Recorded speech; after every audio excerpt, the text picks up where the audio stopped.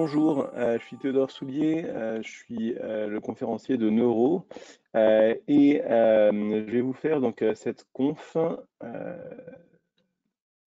Désolé, j'ai des petits soucis techniques. Non, je pense que c'est bon. Je vais faire cette conf du coup donc qui va être axée sur le, euh, le vasculaire dans un premier temps, et puis ensuite on va faire un deuxième dossier qui va nous permettre de parler un peu de nerfs périphériques et de moelle. Donc le dossier, on est donc le neurologue de garde, on regarde les admissions aux urgences, et puis donc on voit donc une patiente de 26 ans, droitière, tabagique, qui a donc des antécédents de fracture luxation récidivante bilatérale des chevilles, entorse des genoux, et elle prend la pilule, et vient pour céphalée, on n'a pas d'autres précisions.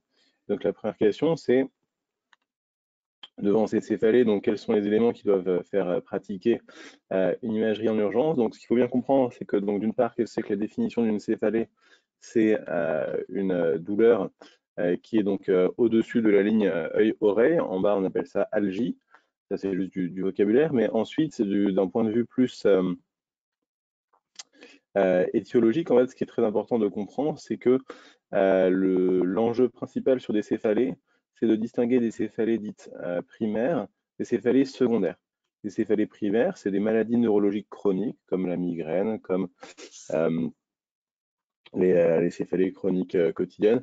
Ces céphalées qui sont des maladies neurologiques chroniques qui ne nécessitent absolument pas un traitement en extrême urgence et ça se gère en consultation de ville. Les céphalées secondaires, c'est la céphalée symptôme, et donc c'est-à-dire qu'il y a une cause qui, d'une manière ou d'une autre, va mettre en jeu les nocicepteurs au niveau du crâne et des méninges, et donc c'est ça qui du coup donc, doit vous inquiéter. Qu'est-ce qui fait mal au niveau du crâne et des méninges? De manière assez étonnante, hein, les neurones ne sont pas énervés. Autrement dit, vous pouvez, par exemple, si vous faites un AVC ischémique, vous pouvez ischémier toute une tranche de parenchyme cérébrale. En soi, ça fait pas mal. D'accord? Ça, c'est quelque chose de très, très particulier à comprendre, mais les neurones ne sont pas eux-mêmes énervés. Ce qui fait mal, c'est les variations de pression dans les méninges. Donc, soit une augmentation de pression dans les méninges, soit une baisse de pression dans les méninges. Ces variations de pression dans les méninges qui vont être à l'origine du coup de la céphalée dans le cas des céphalées secondaires. Et ce qu'on redoute en particulier, c'est dans un premier temps l'augmentation de pression dans les méninges qui peut faire redouter un processus expansif intracrânien, qui peut être soit aigu sur un saignement, soit chronique, par exemple, sur une pathologie tumorale. Donc ça, c'est un petit peu, donc à chaque fois qu'on est face à une céphalée aux urgences, donc les deux cas de figure, donc c'est soit la céphalée primaire, qui du coup pour lequel il y a des critères diagnostiques, les critères IHS, dans quel cas ça peut se régler tranquillement en consultation, ou alors la céphalée secondaire. On redoute qu'il existe un processus expansif intracrânien notamment, et donc là on doit faire l'imagerie en urgence. Ce qui va bien sûr nous orienter vers une céphalée secondaire, c'est l'absence de critères de céphalée primaire. Si on appelle les critères IHS, c'est pas une céphalée primaire, donc c'est secondaire jusqu'à preuve du contraire. Et puis donc l'association à un déficit neurologique, la présence d'une fièvre, la présence de crise d'épilepsie, de troubles de la vigilance, tous ces éléments vont nous faire répéter ça. Le caractère brutal, donc ça c'est très important au sein des céphalées secondaires. Donc il y a un type de céphalée bien particulier qu'on appelle donc les céphalées en coup de tonnerre ou céphalées brutales. C'est par définition une céphalée qui atteint son maximum en 5 minutes. Et ça, c'est vraiment un drapeau rouge absolu parce que ça doit faire éliminer absolument une céphalée de cause vasculaire. Quelles sont les céphalées de cause vasculaire? Du coup, on va partir des troncs supraortiques. Donc déjà, la dissection des troncs supraortiques, donc c'est une cause de céphalée brutale ou céphalée en coup de tonnerre. Ensuite, si on vient en infracrânien, tout ce qui est donc saignement intracrânien en général, et plus particulièrement des saignements subarachnoïdiens dont l'origine peut être par exemple une rupture d'anévrisme. Donc ça, c'est tout saignement intracrânien peut donner une céphalée brutale. En particulier, on redoute une étiologie bien particulière qui est l'hémorragie subarachnoïdienne par rupture d'anévrisme. Toujours donc au niveau du polygone de Willis, tout ce qui est donc spasme, d'accord, donc les vasospasmes sont des causes de céphalée brutale. Ces vasospasmes peuvent être soit secondaires à un saignement, soit primaires dans le cas d'un syndrome de vasoconstriction cérébrale réversible. Ensuite, donc on continue un petit peu donc au niveau de l'arborisation vasculaire pour aller sur le réseau veineux. Une thrombophlébite cérébrale, c'est enfin donc la dernière cause de céphalée vasculaire. Donc céphalée brutale doit faire redouter une cause vasculaire, dissection, saignement intracrânien, spasme des artères intracrâniennes, thrombophlébite cérébrale. Association à un déficit neurologique focal, bien sûr, puisque dans ce cas-là, on suspecte une céphalée secondaire. Donc on va bien sûr pratiquer une imagerie dans ce cas-là. Association à une raideur de nuque, même en l'absence de trouble de vigilance, d'anomalie d'examen neurologique ou de crise d'épilepsie. Donc bon, ça c'est important, c'est-à-dire qu'une méningite ne nécessite pas du tout forcément une imagerie. Hein. Si on fait une imagerie cérébrale dans le cadre d'une suspicion de méningite, c'est pour deux raisons. Soit c'est parce que en fait, on suspecte une autre maladie que juste méningite, cette maladie qui touche aussi le parenchyme cérébral, et dans ce cas c'est pour le bilan d'extension de la maladie. C'est-à-dire qu'on suspecte une méningo-encéphalite, ce qui va nous faire penser ces troubles de la vigilance et des épilepsies. Ou alors, c'est parce qu'on suspecte une éventuelle contre-indication à la ponction lombaire, notamment s'il existe une suspicion de processus expansif intracrânien, et là on a peur qu'en faisant la ponction lombaire diagnostique, on aille précipiter du coup l'engagement cérébral. Donc c'est deux raisons, soit parce qu'on pense que c'est pas qu'une méningite mais une méningoencéphalite, ou alors parce qu'on pense qu'il y a une contre-indication potentielle à la ponction lombaire si un processus expansif intracrânien. En soi, une méningite, par exemple, méningite à entérovirus de l'adulte jeune inocompétent, à aucun moment il a besoin d'avoir une imagerie, il aura juste sa ponction lombaire et c'est tout. Enfin, la résistance aux antalgiques de palier 1, non, absolument pas.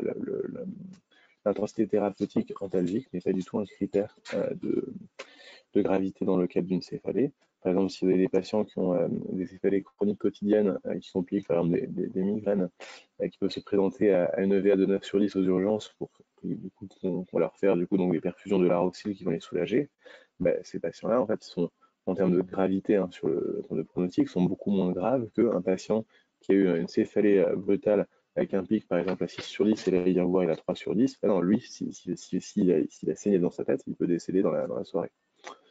Donc voilà, vous avez des éléments de réponse là donc sur les slides suivantes. Donc quel est l'examen de cette patiente?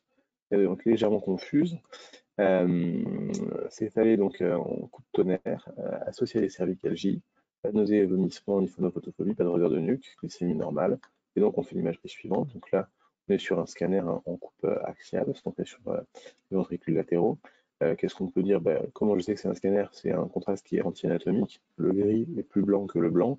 Et sur la fenêtre où je vois le parenchyme, l'os est complètement saturé. C'est ce qui vous permet de faire la distinction avec une IRM séquence claire, qui a aussi un contraste anti-anatomique, mais où par contre vous ne verrez pas du tout cette saturation du crâne.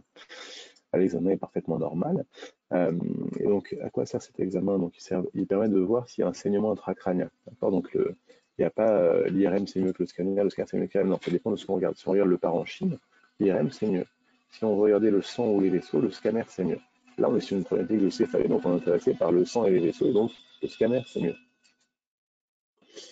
Et qu'est-ce qu'on peut dire de ce scanner? C'est qu'il permet d'éliminer donc un saignement intracrânien, parce que là donc il est normal, et donc c'est normal sur les autres coupes aussi, avec une sensibilité qui est imparfaite. Hein, dans un cas sur 5, on peut avoir un saignement sous-arachnidien alors que le scanner semble normal a priori, donc c'est une sensibilité qui est imparfaite. Et puis sur la question exclue, il faut injecter l'examen, bien sûr. En fait, dans tous les cas, sur une céphalée en coup de tonnerre, vous allez devoir injecter l'examen. Pourquoi? Parce que comme je l'ai dit, céphalée en coup de tonnerre, il faut éliminer les causes vasculaires. Et donc ces causes vasculaires, comme je l'ai dit, donc c'est dissection. Donc du coup, si vous ne voyez pas les troncs supraortiques, vous ne pouvez pas éliminer la dissection.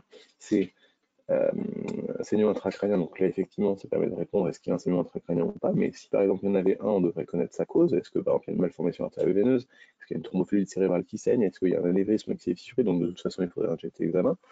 C'est pas des affaires intracrâniennes, mais de toute façon il faut injecter l'examen. Et enfin thrombophilie cérébrale, il faut injecter l'examen. Donc de toute façon vous êtes obligé d'injecter l'examen. Maintenant, quel protocole il faut proposer par exemple au manipulateur radio? Donc une première hélice sans injection, pour voir si ça saigne. Ensuite, donc, une acquisition artérielle qui va partir des troncs supraortiques pour avoir une éventuelle dissection, puis qui va aller sur le polygone voir s'il y a des anévrismes ou des spasmes, et enfin, un temps veineux pour éliminer une thrombophlébite cérébrale. Ça, c'est le protocole céphalée coup de tonnerre. Et donc là, évidemment, pas d'histoire de thrombolyse, hein. On n'est pas du tout dans une problématique d'AVC ischémique qui se présenterait comme un déficit neurologique brutal. On a une céphalée en coup de tonnerre, donc première chose qu'on redoute, c'est qu'il saigne, donc surtout pas thrombolyse, évidemment. Donc là, c'est la question sur le, Donc les moyens de diagnostic pour une hémorragie méningée. Donc comme je vous dis, donc le scanner sans injection, donc il permet, si jamais il vous montre un saignement de l'espace méningé, bien évidemment il fait le diagnostic. Mais si jamais il est normal, dans un cas sur 5, on peut avoir quand même une hémorragie méningée qui échappe à la sensibilité du scanner. Et heureusement, il y a donc un deuxième examen qui est cette fois-ci biologique, la ponction lombaire, qui vous permet du coup de rattraper ces échecs de scanner. Donc la ponction lombaire, qu'est-ce qu'on regarde? Donc on regarde en fait des stigmates de saignement anciens. D'accord? C'est des produits de dégradation de l'hémoglobine, qu'on appelle donc les pigments biliaires, sur l'agent xanthochromique. Donc l'idée c'est que ça met du temps, ça met au moins 6 heures en fait à se dégrader l'hémoglobine. Pourquoi c'est très important cette notion de temps? Parce que quand vous faites la ponction lombaire, vous pouvez être traumatique, vous pouvez léser un petit capillaire et puis du coup vous allez avoir des globules rouges dans votre ponction lombaire. Et donc vous êtes bien embêté pour vous dire, tiens, est-ce que c'est le globules rouge que je vois? Est-ce que c'est le saignement de la céphalée du patient qui l'a amené aux urgences? Ou est-ce que c'est ma ponction lombaire qui est traumatique et qui a apporté ces globules rouges? Grâce à ce critère temporel, vous pouvez très facilement faire la différence.